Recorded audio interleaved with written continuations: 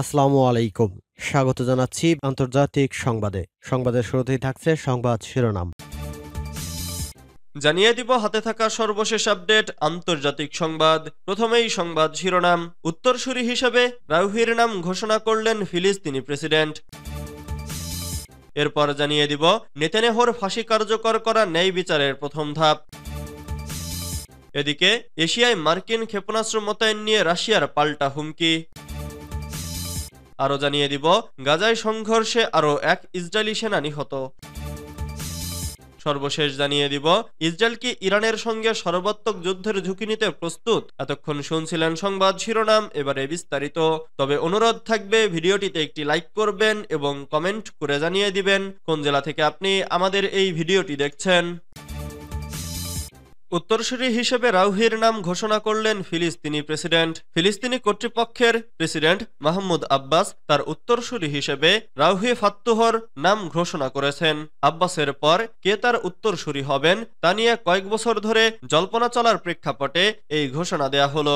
আব্বাস বুধবার এক ডিক্রি জারি করে পরবর্তী প্রধানের নাম প্রকাশ করেন। রাউহি ফাত্তুহ ফিলিস্তিন ন্যাশনাল কাউন্সিলের সভাপতি। ডিক্রিতে বলা হয়েছে, যদি পিএ প্রেসিডেন্টের পদ শূন্য হয় তবে সাময়িকভাবে রাউহি এই দায়িত্ব পালন করবেন। উল্লেখ্য, ফিলিস্তিনি নির্বাচন আইন অনুযায়ী ফাত্তুর অন্তর্বর্তী প্রেসিডেন্ট হলে তিনি 90 দিনের মধ্যে নির্বাচন অনুষ্ঠিত না হওয়া পর্যন্ত ওই দায়িত্বে থাকবেন। উল্লেখ্য, 2004 সালে ইয়াসির আব্বাস মারা যাওয়ার পর ফাত্তুহ অন্তর্বর্তী প্রেসিডেন্ট হিসেবে দায়িত্ব পালন করেছিলেন। এরপর 2005 সালের জানুয়ারিতে আব্বাস প্রেসিডেন্ট নির্বাচিত হন। ফাত্তুহ ইতোপূর্বে ফিলিস্তিন আইন পরিষদের স্পিকারের দায়িত্ব পালন করেছেন। তবে ফাত্তুর বিরুদ্ধে নানা অভিযোগ রয়েছে। 2008 সালে ইসরায়েল ও জর্ডান সীমান্ত ক্রসিং এ তল্লাশির সময় তার গাড়িতে 3000 মোবাইল ফোন পাওয়া গিয়েছিল। তিনি কয়েক মিলিয়ন ডলার মূল্যমানের মোবাইল ফোনগুলো পাচার করেছিলেন বলে অভিযোগ রয়েছে। তিনি ফোনগুলো পাচার করার জন্য ইসরায়েলের ইস্যু করা ভিআইপি পাস ব্যবহার করেন। তবে তিনি অভিযোগ অস্বীকার করে দায় তার চালকের ওপর চাপিয়েছিলেন। এদিকে ফিলিস্তিনের মধ্যে আব্বাসও খুব অজনপ্রিয়। ফিলিস্তিনিরা মনে করে তিনি ইসরায়েলের স্বার্থে কাজ করেন। তার বয়স 89 বছর। নেতানিয়াহুর ফাঁসি কার্যকর করা ন্যায় বিচারের প্রথম ধাপ। ইহুদিবাদী ইসরায়েলি প্রধানমন্ত্রী বেনিয়ামিন নেতানিয়াহুকে ফাঁসি দেওয়ার আহ্বান জানিয়ে ইসলামী প্রজাতন্ত্র ইরানের সর্বোচ্চ নেতা আয়াতুল্লাহ উজমা খামেনি যে ভাষণ দিয়েছেন তা সমর্থন করে সামাজিক মাধ্যম এক্স ব্যবহারকারীরা ব্যাপকভাবে তাদের প্রতিক্রিয়া জানিয়েছেন। ইমাম খামেনি সোমবার 25 নভেম্বর ইরানের স্বেচ্ছাসেবী বাহিনী বাসিজের হাজার হাজার সদস্যের সমাবেশে দেয়া ভাষণে বলেন, নেতানিয়াহুর বিরুদ্ধে যে গ্রেফতারি পরোয়ানা জারি করা হয়েছে তা যথেষ্ট নয়। তার পাশাপাশি ইসরায়েলের অন্যান্য যুদ্ধাপরাধীদের বিরুদ্ধেও মৃত্যুদণ্ড জারি করতে হবে। ইরানের সর্বোচ্চ নেতা ওই ভাষণের পর সামাজিক মাধ্যম এক্স ব্যবহারকারীরা বিষয়টি নিয়ে ব্যাপকভাবে আলোচনা করেছেন। ফার্স্ট টুডের এই রিপোর্টে এরকম কয়েকজন এক্স ব্যবহারকারীর মন্তব্য তুলে ধরা হচ্ছে। ইরানি এক্স ব্যবহারকারী সাইয়েদ মোহাম্মদ হোসাইন লিখেছেন, ইসরায়েলি প্রধানমন্ত্রীকে ফাঁসি দেওয়া হলে তা হবে তার জন্য ন্যূনতম শাস্তি। হোসাইনি লিখেছেন, বেনিয়ামিন নেতানিয়াহু একজন যুদ্ধাপরাধী যার ন্যূনতম শাস্তি মৃত্যুদণ্ড এবং পরকালে তার জন্য জাহান্নাম অপেক্ষা করছে। তাকে থামানোর একমাত্র উপায় তার মৃত্যুদণ্ড কার্যকর করা। তাহা সারাবান নামক আরেক এক্স ব্যবহারকারী নেতানিয়াহুর মৃত্যুদণ্ড কার্যকর করতে এগিয়ে আসার জন্য বিশ্বের স্বাধীনচেতা মানুষদের প্রতি আহ্বান জানিয়েছেন। তিনি লিখেছেন, বিশ্বের স্বাধীনচেতা মানুষদের উচিত অবিলম্বে ইহুদিবাদীদের বিরুদ্ধে একটি জোট গঠন করা এবং নেতানিয়াহু সহ সকল ইসরায়েলি যুদ্ধাপরাধীদের মৃত্যুদণ্ডাদেশ কার্যকর করা। আমি শিশু হত্যাকারী ইসরায়েলের সমর্থক পশ্চিমা নেতাদের হুঁশিয়ার করে দিচ্ছি, তারা যেন স্বাধীনচেতা জাতিগুলোর হাতে শাস্তিপ্রাপ্ত হওয়ার আগেই এই যুদ্ধাপরাধের প্রতি সমর্থন প্রত্যাহার করে নেয়। এশিয়ায় মার্কিন ক্ষেপণাস্ত্র মোতায়েন নিয়ে রাশিয়ার পাল্টা হুমকি। এশিয়ায় যুক্তরাষ্ট্রের ক্ষেপণাস্ত্র দেখা গেল।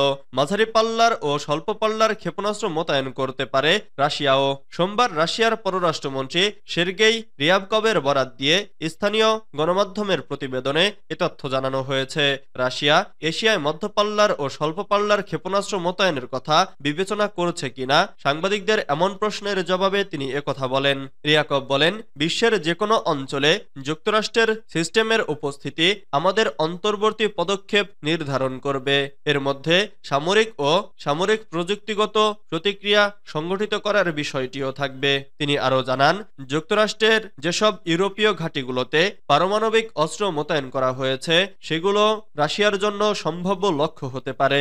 ইউক্রেনের সশস্ত্র বাহিনীর জেনারেল স্টাফ সোমবার ঘোষণা করেছে, ইউক্রেনীয় বাহিনী পশ্চিম রাশিয়ার 3টি অঞ্চলে গুরুত্বপূর্ণ স্থাপনায় রাতভর ধারাবাহিক আক্রমণ চালিয়েছে। জেনারেল স্টাফ এক ফেসবুক বিবৃতিতে জানান, কালুগা অঞ্চলের একটি তেলের ডিপোতে আক্রমণ করা হয়েছে।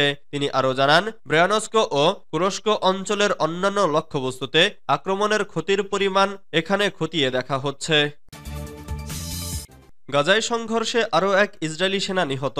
অবরুদ্ধ গাজার উত্তরে জাবালিয়ায় সংঘর্ষে তামের ওসমান নামে আরও এক ইসরায়েলি সেনা নিহত হয়েছেন বলে জানিয়েছে দেশটির সেনাবাহিনী। বুধবার ইসরায়েলি সেনাবাহিনীর এক বিবৃতিতে জানানো হয়, নিহত তামের ওমর নাহশন ব্যাটালিয়নের কাফির ব্রিগেডের একজন সদস্য ছিলেন।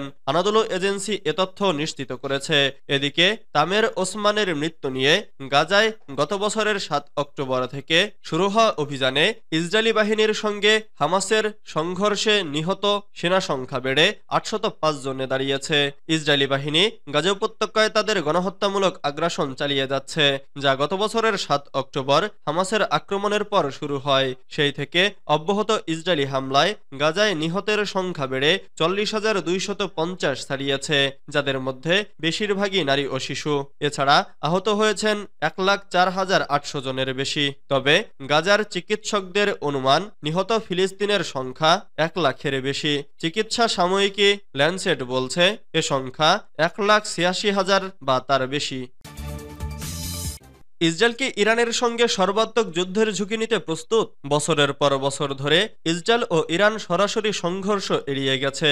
ইসরায়েল গোপনে তেহরানের ক্ষতি করেছে। ইরানি কর্মকর্তা ইসরায়েলি গুপ্ত হত্যার শিকার হয়েছে, যদিও এসবের দায় স্বীকার করেনি ইসরায়েল। অন্যদিকে ইরান তার মিত্রদের দিয়ে ইসরায়েলের ওপর আক্রমণ করিয়েছে, কিন্তু খুব কমই সরাসরি আক্রমণ করেছে।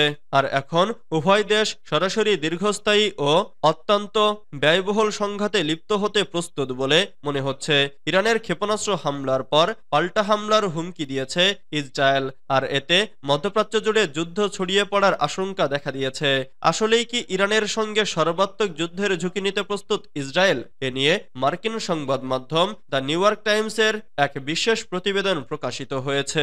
প্রতিবেদনে বলা হয়েছে, ইসরায়েল যখন ইরানের সবচেয়ে শক্তিশালী মিত্র হিজবুল্লাহর স্থাপনা লক্ষ্য করে লেবাননে আক্রমণ চালায়, তখন ইসরায়েলের পর 6 মাসের মধ্যে দ্বিতীয় বৃহত্তম শক্তিশালী ক্ষেপণাস্ত্র হামলা চালায় ইরান। এর প্রতিক্রিয়ায় ইরানের পর সরাসরি এবং আরো বেশি শক্তিশালী আক্রমণ চালাতে ইসরায়েল প্রস্তুত বলেই মনে হচ্ছে। আবার ইরানও হুঁশিয়ারি দিয়েছে, ইসরায়েল আঘাত হানলে তারা ব্যাপক প্রতিশোধ নেবে।